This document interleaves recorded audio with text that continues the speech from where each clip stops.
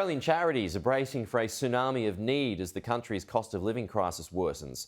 Soup kitchens are seeing a dramatic increase in demand, and there are fears rising interest rates will lead to higher levels of homelessness.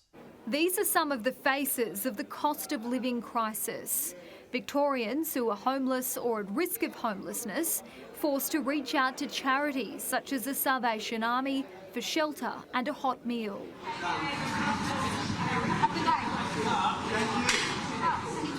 KJ makes a living selling the Big Issue magazine. She's a long-term visitor of the Magpie Nest on Melbourne's Burke Street, a cafe operated by the Salvation Army's 614 project. We get a rise in our pensions and whatever, but then our gas, electricity, everything else goes up, so it counteracts it, so it's really not a rise.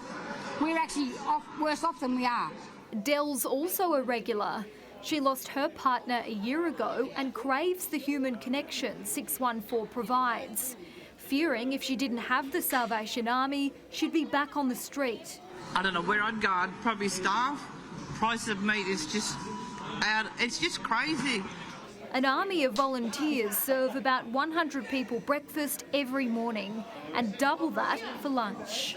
We've already started to see new faces. So there are people that in the past, some of them have actually donated to the Salvation Army and organisations like ours, and now they find themselves in a situation where they're having to reach out for help. Treasurer Jim Chalmers warns Australia's economic pressures will get worse before they get better. Inflation is forecast to peak at the end of the year, directly impacting demand for these types of services. Mortgages are going up. There's only so much milk in the cow. And Australia's going to be tough next couple of years. Usually the atmosphere is pretty jolly because people are thankful that they're getting a meal, but in recent months that atmosphere has started to change, and there's starting to be an increase in tension in the air, and I think the uncertainty about the economy, the uncertainty about how people will survive, the uncertainty about how people will pay energy bills, particularly in the cold winter. Australians who are in a position to help are encouraged to donate or volunteer.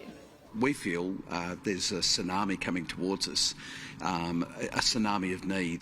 As the nation prepares for a once-in-a-generation economic challenge. Julia Bradley, Sky News, Melbourne.